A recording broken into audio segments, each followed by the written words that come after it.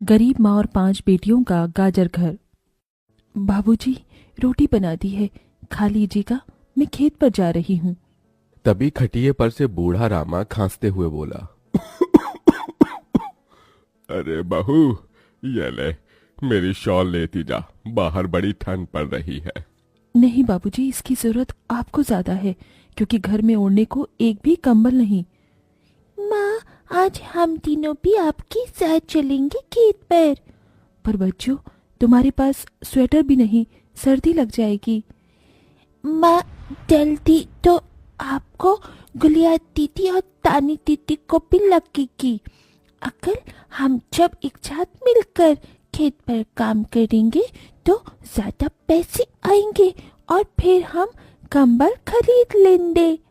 मेरा राजा बेटा कितना समझदार हो गया है, माँ के दुख को समझने लगा है। सरिता अपने बच्चों के साथ खेत पर आती है, जो कि जंगल के पास पड़ता था। बच्चों, हमें आज के आज खेत जोतकर गाजर की फसल बोनी है। सरिता की चारों बिटिया और राजा भी कड़ी मेहनत से बंजर खेत को जोतते हैं और फिर सब मिलकर खेती करते हैं। दिन बीतते हैं। एक रोज जब सरिता घर आती है तो वो अपने पति को घर में जुआ खेलते देखती है। अरे बिरजू, भूख लगी है। ये ले, दारू 2 घूंट मार ले। अरे खाली दारू, इसके साथ कुछ चखना मिल जाता तो मजा आ जाता। अरे देख बिरजू, तेरी लुगाई आ गई। बिरजू को घर में जुआ खेलते देखकर सरिता बौखला कर बोली, अजी, तुमको शर्म नहीं आती? घर में जुआ खेलते और दारूबाजी करते। तो फिर बोली, अरे जानती नहीं, पति परमेश्वर होता है और पत्नी की जगह पति के पैरों में होती है। चल जल्दी से मेरे लिए अंडा ऑमलेट बना और गरम रोटी भी। तुम्हें अब मुफ्त का खिलाने को राशन नहीं मेरे पास। 6 बच्चे हो गए हैं, जानती भी हो इन सब का पेट कितनी मुश्किल से पाल रही हूँ मैं। तुम्हें तो जिम्मेदारी से मतलब ही नहीं। घर में बूढ़ा बीमार पिता है, तुम तो कमाने गए थे ना, फिर क्या हुआ? आते ही पैसे मांगने लगी। पति ने खाया पिया कि नहीं ये तेरा बाप पूछेगा। नशे में तो बिरजू सरिता से अकड़ते हुए अपनी चमड़ी की चप्पल निकालकर उसे बहुत पीटता है। ये ले, और लड़ाएगी जबान। मैं कमाता नहीं तो क्या इस घर में मेरी इज्जत नहीं होगी? ये ले। बचाओ, ओह बचाओ, माँ को मत मारो पिताजी। तभी लड़खड़ाते हुए बिछौने से उठकर बूढ़ा रामा कहता है, अरे निकम्मे, छोड़ दे बहू को, निकल जा इस घर से तू, और फिर कभी शक्ल मत दिखाना। अरे ये मेरा घर है, मैंने बनाया है इसे।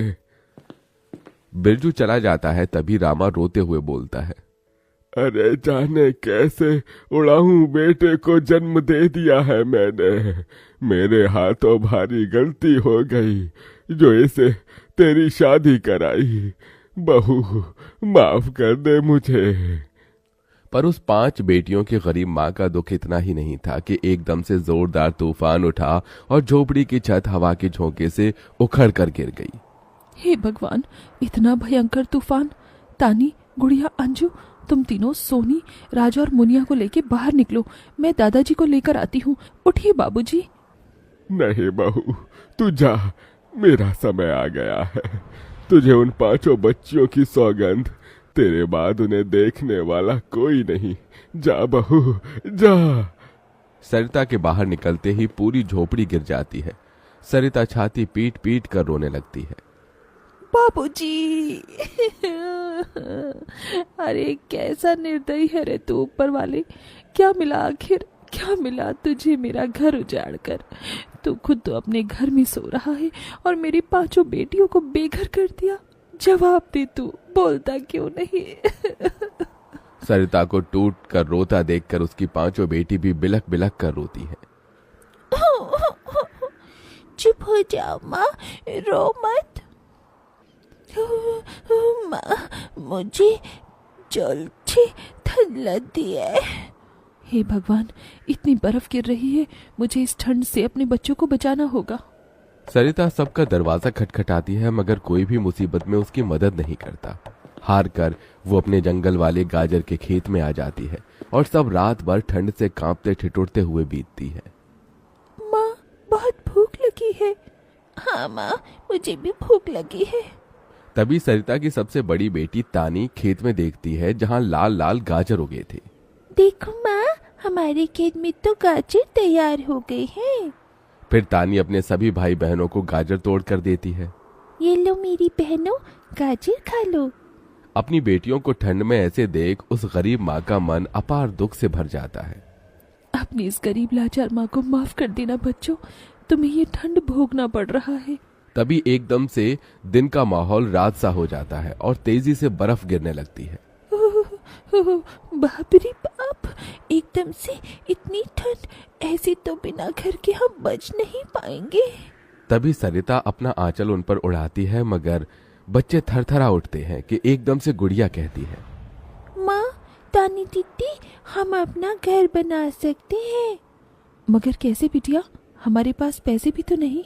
माँ देखो, हमारे खेत में कितने सारे गाजर उगे हैं, हम इसी से अपना घर तैयार करेंगे, पर हम सबको साथ मिलकर मदद करनी होगी।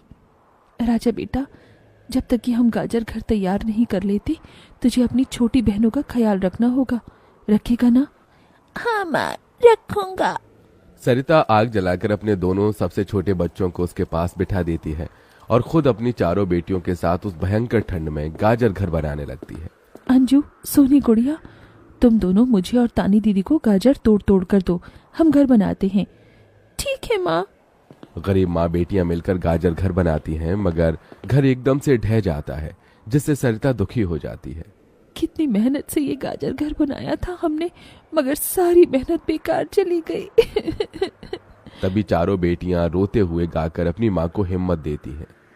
जिंदगी की यही रीत है, हार के बाद ही जीत है, थोड़े आंसू है थोड़ी हंसी, आज गम है तो कल है खुशी, जिंदगी की यही रीत है, हार के बाद ही जीत है।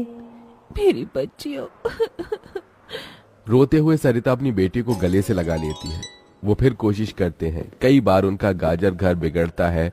तभी गुड़िया कहती है, माँ, अगर हम अपना गाजर घर मजबूत बनाने के लिए पहले लकड़ी फट्टे से ढांचा बना लें, तो फिर हमारा गाजर घर नहीं गिरेगा। सब ऐसा ही करते हैं, जिससे उस बार उनका गाजर का घर मजबूत बन जाता है। सरिता अपनी पांचों बेटियों और बेटे के साथ घर के अंदर आती है। तब जाकर उनके शरीर को गर्माहट महसूस होती है। अरे वाह माँ, दीदी, आप सबने कितना सुंदर गाजर घर बनाया है, और ये कितना गर्म भी है। तभी सरिता अपने बेटे बेटियों का मुंह देखती है। सबकी आंखों में भूख थी। मैं जानती हूँ तुम सबको भूख लगी है ना। अपनी माँ को एक दिन दे दो, मैं कल काम ढूंढ लूंगी। ठीक है, आज हम ये गाजर खाकर सो लेंगे। आप भी खा लो ना माँ, आपने 2 दिन से कुछ नहीं खाया। सोनी अपने नन्हे हाथों से अपनी गरीब माँ को गाजर खिलाती है। अगले दिन सरिता ठंड में इधर से उधर काम ढूंढने भटकती रहती है, मगर कोई उसे काम नहीं देता। इधर अब उसके खेत के गाजर भी खत्म हो गए थे, जिससे उसकी बेटियां भूखी थी और उसकी दुधमुही बेटी भूख से रोई जा रही थी। माँ, मुन्ना को भूख लगी है, उसे खाना चाहिए। छोटे बच्चे खाना नहीं खाते राजा, इसे दूध पीना है।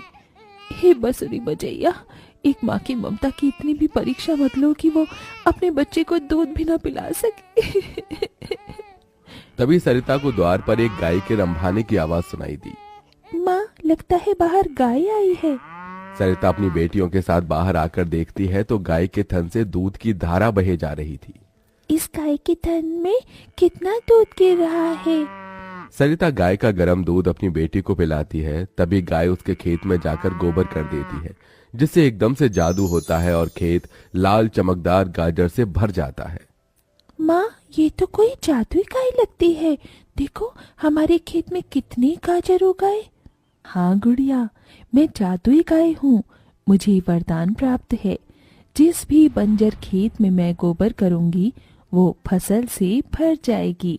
मैं इससे पहले भी तुम्हारे खेत में आई थी। इसका मतलब गौ माता, आपकी वजह से उस वक्त भी मुझ गरीब के बंजर खेत में गाजर उगी थी। आपका कोटि कोटि धन्यवाद गौ माता। माँ, तुम काम ढूंढ रही थी ना, अब मैं ढूंढना। तुम तो कितना अच्छा गाजर का हलवा बनाती हो, और गाय के दूध से खोया, घी, दूध सब बनता है। तुम हलवा बनाकर बेचो। सरिता उस गाय के दूध से घी खोया तैयार कर लेती है और गाजर का हलवा बनाकर बेचने लगती है, जो कि लोगों को खाने में स्वादिष्ट लगता है। उसकी अच्छी कमाई होती है, जिससे उसकी आर्थिक स्थिति ठीक हो जाती है और वो गाय उसके गाजर घर के बाहर बंधी खेत के गाजर और घर दोनों की पहरेदारी दिया करती।